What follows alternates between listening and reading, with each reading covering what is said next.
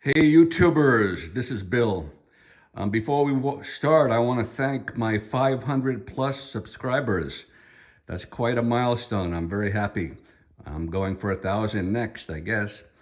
Okay, so today's video is something I have not seen on the web, on YouTube. So I guess it's time for me to do it. And that is a comparison of the most popular column array speakers in the portable small variety. Column arrays can get pretty big. These are the smallest ones. So on our left, we have the EV30M. In the middle, the newest member of the family is the Jbl Mark Ii. And on the right, we have the Bose Pro8. There's only one problem here, and that is I don't have a Pro8. What you see is my sub 1 bag covering another speaker that I used to use. Anyway, I know a lot about the Bose line. If you've been watching my videos, I have the S1 Pro, I have the Bose Compact, I have the L1 Model 2 B2 bass module, and I have the latest Bose L1 Pro 32 sub 2 and a sub 1. So I'm very familiar with the Bose sound. So unfortunately though, this won't be perfect comparison because I've never owned the Pro8. So I'm just gonna go by the Bose sound. Sorry about that. People who own the Pro8 can chime in on the comments. So with that understanding out of the way, we're going to be focusing on what I do own in front of you, and that is the EV30M and the Jbl Mark II. So right off the bat, the biggest difference is the JBL is internally battery powered and the EV is not. So right there, this is going to be a decision for the user if you need battery power or if you don't. So some people will say this isn't a fair comparison because battery powered units have different power levels that they can achieve. It's not quite as high as your AC powered. Matter of fact, I don't believe any battery powered unit that has been on the market has gone over the 120 decibel mark, where of course your regular column arrays that are plugged into AC, they can go up to 128 dB easily, like my Pro 32. Another user decision is how will their new system fit in the vehicle they own. So this picture shows you the form factor. The EV is considerably smaller, so one might fit in your car better. I always advise people to check the specs and do your measurements before you buy anything. The EV is slightly less heavy, lighter than the JBL, and I'll show you why. So let's talk about weight. On the left, the EV30M, your base unit or subunit weighs approximately 35 pounds. Don't hold me to that. You're gonna have to look it up yourself. But on the floor there, you see all the components of the system. You have 2 spacers and you have your top speaker unit. So 3 pieces altogether. And you're probably wondering where are the JBL pieces? Well, here's the beauty of this unit. They're all enclosed into the base unit. So that is very unique. I believe only JBL does that. So that's a selling feature. I don't have the cases out. The Evolve does give you a nice little backpack for the cases. But still, if you forget any of those pieces, you're out of luck as far as a live situation, because you need all 3 pieces for the unit to play. So if you mishandle one or leave one at home, you're in real trouble. Hope you have an alternate unit. But again, going back to the JBL, everything is tucked in nicely, locked in. If you've seen my previous video on the Jbl Mark II, but everything is enclosed, and that's what makes it a little heavier. So altogether, I believe the JBL is, everything together is about 42 pounds, where the EV, just the base unit, is more like 35 pounds. So that, again, all these are factors, individual choices, what you want to buy. If you have a issue with weight and you can't handle the larger JBL, then the EV would probably be the way you would be going toward. Here are your column pieces in the JBL, all tucked inside the base unit of the Mark II. Really nice feature that I think is a great selling point. One of the advantages of the JBL is the fact that you can play it without all of the columns attached. So here I have it set up with only the battery column section on the bottom, which is required. It won't work without that. And then your speaker array. So this is called half stack. On the EV next to it, you don't have that ability. You need all the connections, all three, the two spacers and the speaker on top. So as you see, it's considerably higher. So in case maybe you want to play a small party, it kind of looks imposing, a 7-foot column. I would rather set up the JBL. It looks a little more appropriate for a small gathering. Also, if you're seated, if your audience is seated, you don't really need the column shooting over their heads to that extent. And again, the shorter stack might be more appropriate. The funny thing is, EV does make a short column for the EV50, but it doesn't work for the EV30. So maybe that's something they'll come out with in the future. This is what it looks like, both units with all the extensions. And I just did some measurements. They are exactly the same height, little under 7 foot tall, 7 feet. And that's important to get the height above the audience, because the high frequency drivers on top, when you have dancers on the floor, the bodies absorb the dBs. So you want to get the top array over the head, where the subunit is best on the floor. Taking a look at the mixer section on the back, the EV30 is an 8-channel mixer, and the JBL is a 5-channel. And going back to our Bose Pro8, that's only a 3-channel. So that's a big difference there. EV wins hands down with 8 channels. The JBL has a 1/4-inch pass-through where you can hook up to an external subwoofer or an auxiliary speaker. On the other hand, the EV has a mix out and an aux out, both XLR, which I prefer. So I've used both. So you can have the mix out, you can go to a subwoofer, and you can do the aux out to an auxiliary speaker. So that's really great. Going back to the Jbl Mark II, they have something that I don't believe any other company is doing, and that is they have 2 USB charging ports. So that's really nice, where you can be charging your tablet or phone while you're playing your backing tracks at the same time. That's a great feature that I do use.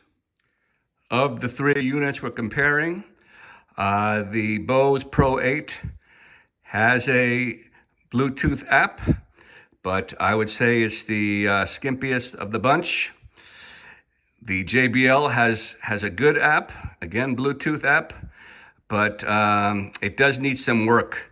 It's harder to control. It's a little, the controls are very small, where the EV has the best app of the bunch by far. The controls are much more clear, much more easily handled, like a regular mixer.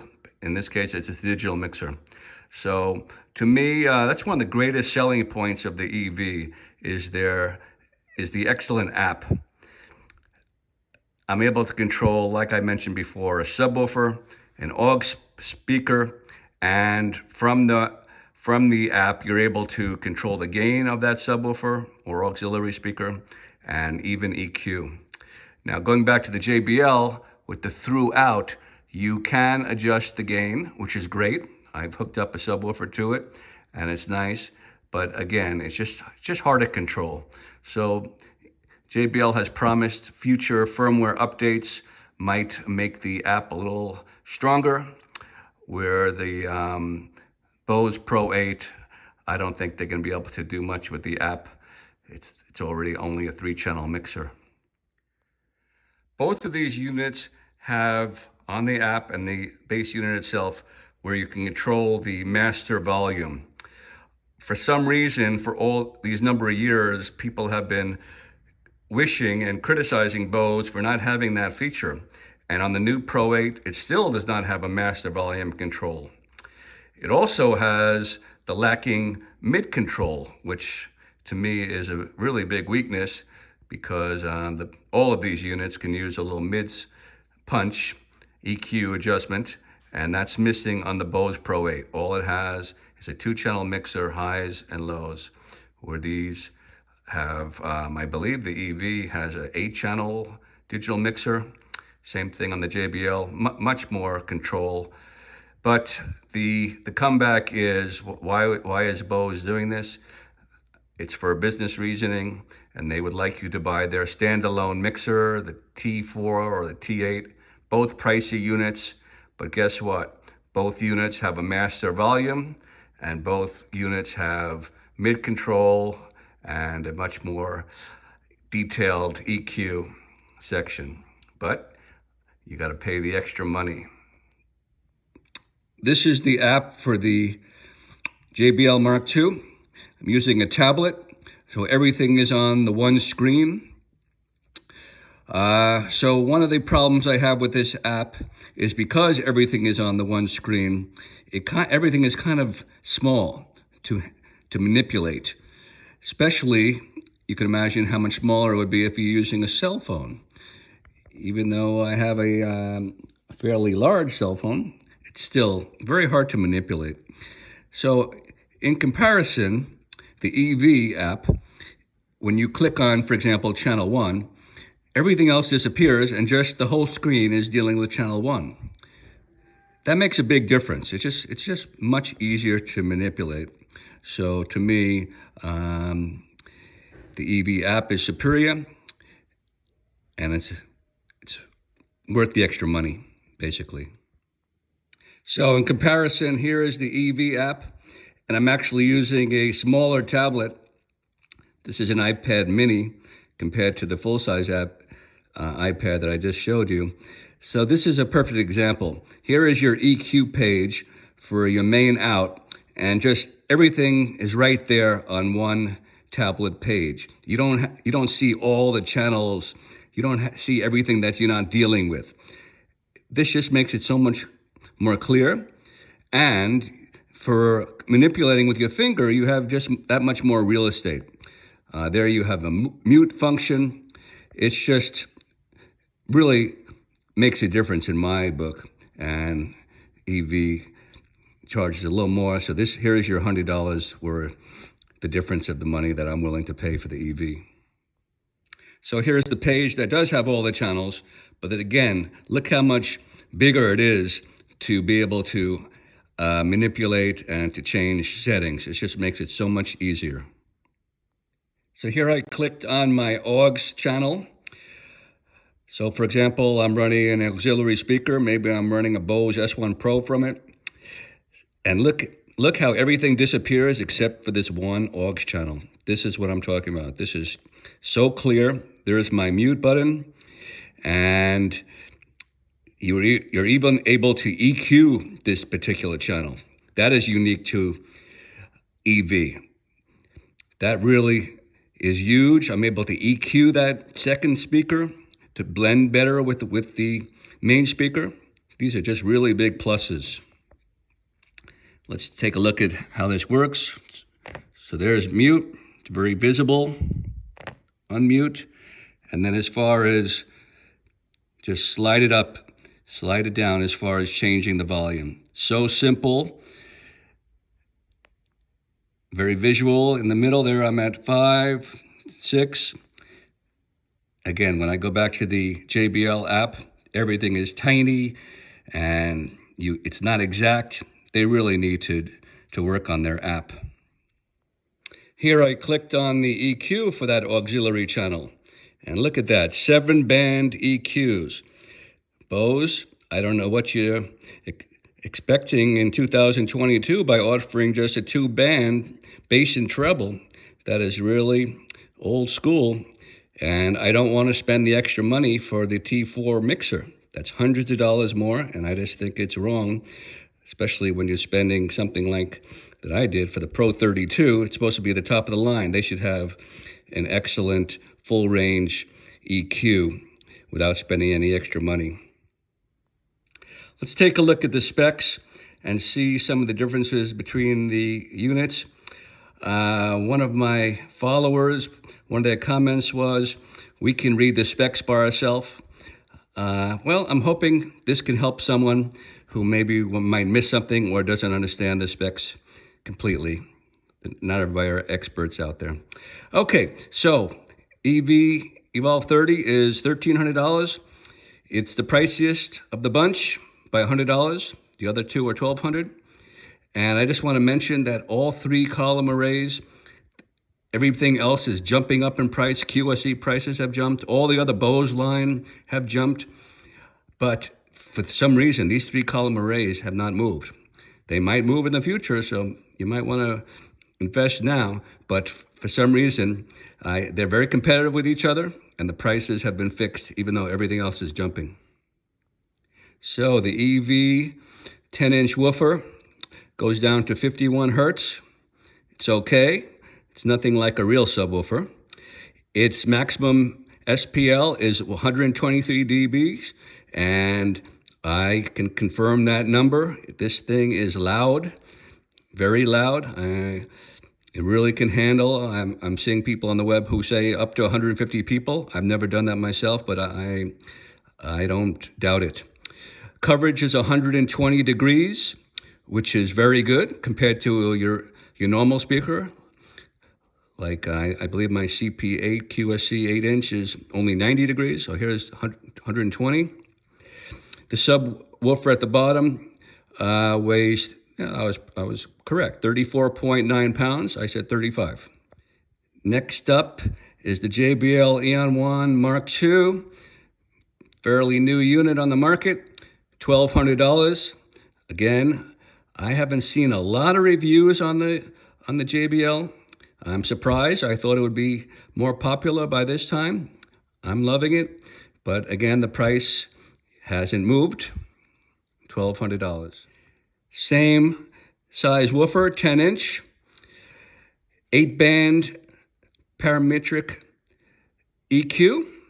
Again, like I said, it's there. It's just very tiny to deal with. Here's something I'm not sure about. I put a question mark there. It says it goes down to 37 hertz.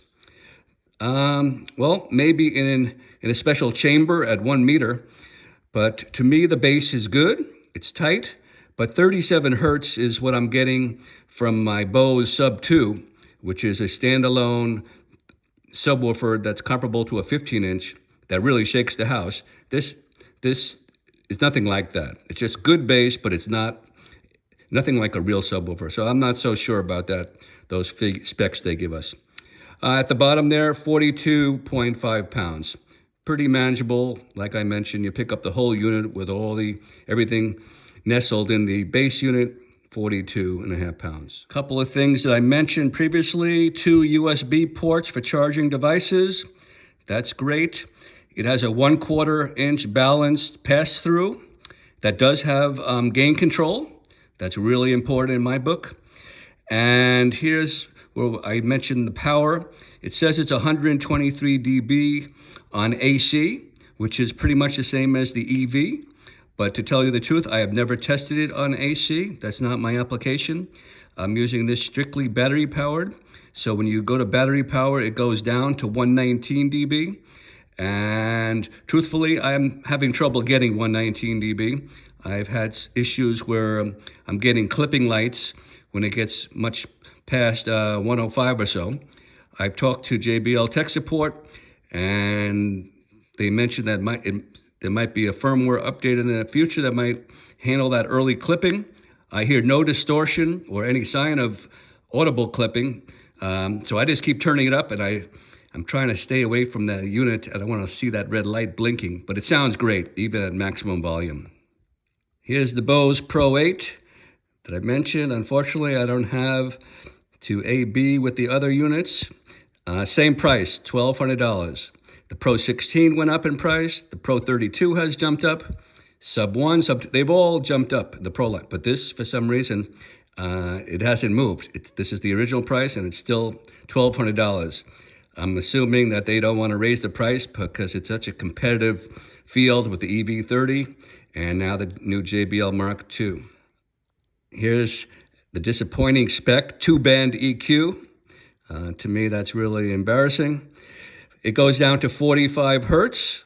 I've never heard the Bose Pro8, so I can't confirm that. But what I've read online, the bass is supposed to be excellent, and the weight is 39.8 pounds, so a little lighter than the others. And I've heard that it's very easy to carry the way the weight swings in your arm, evenly distributed. This is what I'm talking about. So this is showing us the subwoofer by itself is 30.9 pounds. So that would actually make it the lightest unit of the bunch. So that's a factor right there. Of course, you have to carry your tops and your spacer separately, and that's another 8.9 pounds. I didn't mention about the spacer. The spacer does have a certain amount of wobble. I've witnessed that myself. I've gone to the local guitar center, and there's a little more wobble than the Mark II or the EV, but it's not a deal breaker. I heard it's more on the Pro16. This is a picture of the app, and I'm highlighting no mids. And the reason why I'm highlighting that is because Bose products across the line, from the Pro32 down, the Bose sound, it needs a little mid boost. It needs a little high EQ boost. So the fact that they've deleted the mids is something that I'm not happy with, and many people have to go with a mixer, a separate mixer. Of course, I mentioned the no master volume control. That's another downside. So here's the missing link.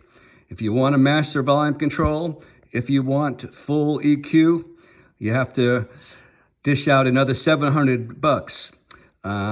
I'm not doing that personally, but a lot of people, Bose users, say it's necessary. It makes the system complete.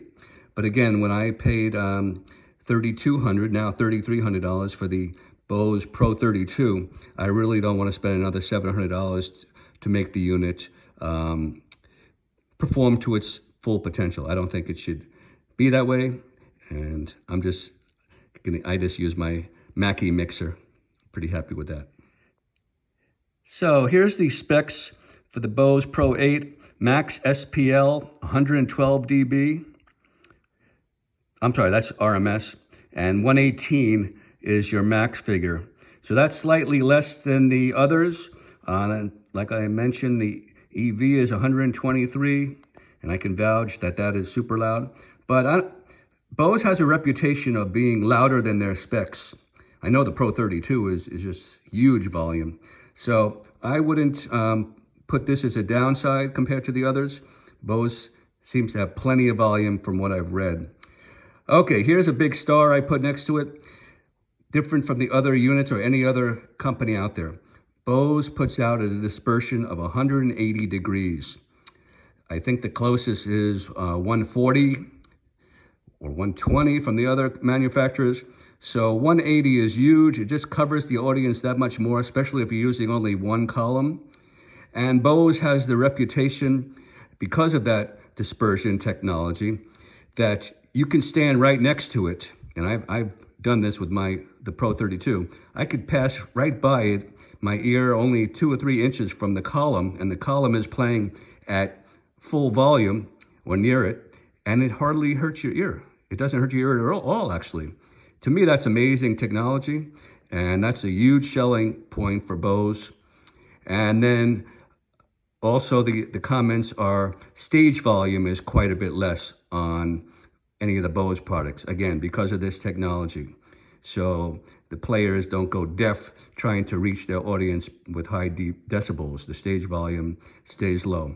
And on the other hand, DJs go with Bose because, for example, wedding DJs, the front tables do not complain that it's too loud.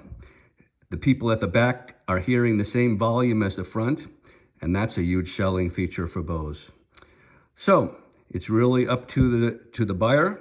All 3 units are very close in specs. Okay, time for a wrap up. I don't want this video to go too long, so there's gonna be no sound demo. Check that out in the future. I'll be trying to do a sound demo between the EV30 and the JBL. So let's go over this. Starting with the JBL. Obviously, if you need battery power, there you go. It's the only choice on the market for this quality sound.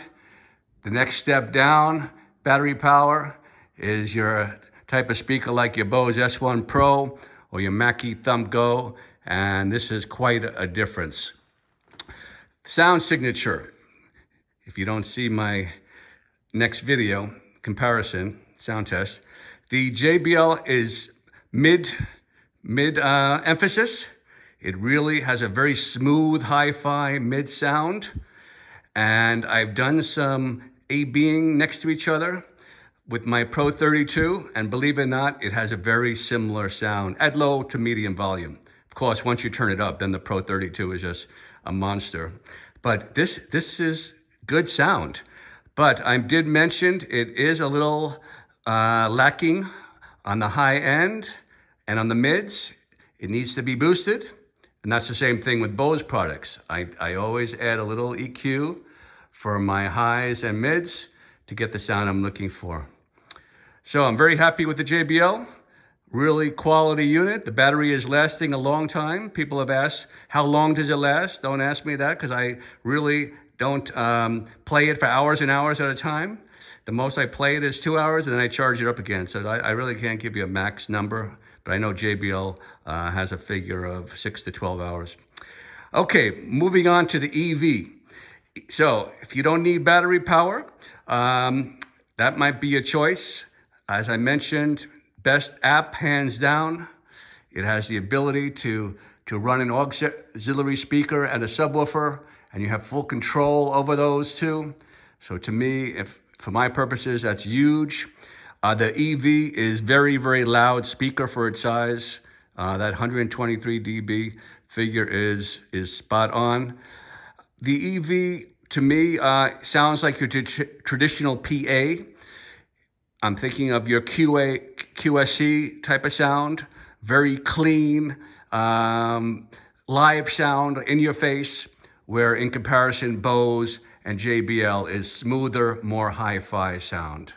So again, personal preference, what you're looking for. But I really love the EV. I think it's an incredible speaker. I pair it up with their EV12X SP sub, and it's just an incredible microsystem, one column and one sub. Okay, and last but not least, the Bose Pro8 standing in. I don't actually have it, but like I mentioned, I know a lot about Bose. I know about their sound. So the sound is very, very similar to the Mark II. I really could not take one over the other. Sorry, that was Bose calling. They said if I don't give the speaker a good review, I'm off of their Facebook website. Okay, anyway, Bose is known for their smooth mid-range. Unfortunately, their top end is rolled off. If you look at their specs, it only goes up to 16 hertz compared to the other speakers. They go up to 20, and it is noticeable. It definitely needs that high frequency EQ boost, and even a little mid boost is also welcome. The bass is supposedly very good on the Bose, but what really sells the Bose is, as I mentioned before, their 180 degrees and their stage volume and their feedback rejection. So it's famous for a reason why singer-songwriters have been using the compact, the S1 Pro, the L1 Model 2 for all these years. I also want to mention Bose, their support. Their support is excellent too. Luckily, I haven't had to use EV support. JBL support is good. You call them up and you get all your answers answered on their phone line. Okay, so that's it. This is not really a shootout. I'm not going to pick a winner, obviously, because if you need battery power, there's only one choice. If you need maximum volume, it might be the EV. If you're looking for the best app, it's going to be the EV. If you're looking for stage volume and projection, it's the Bose. So they're all excellent. They're all within $100 of each other. You're very lucky if this is the first time you're in the market for a column array, because in the past, the Bose Compact was the top of the line, and these things are just in another league from that speaker. It's pretty much full range at this time. You got your Bluetooth, you got a good 10-inch sub on these speakers. You have an app. It's really come a long way. So any way you choose between these three, you will be happy. I hope maybe I have helped someone determine what they need. This is Bill. Next time.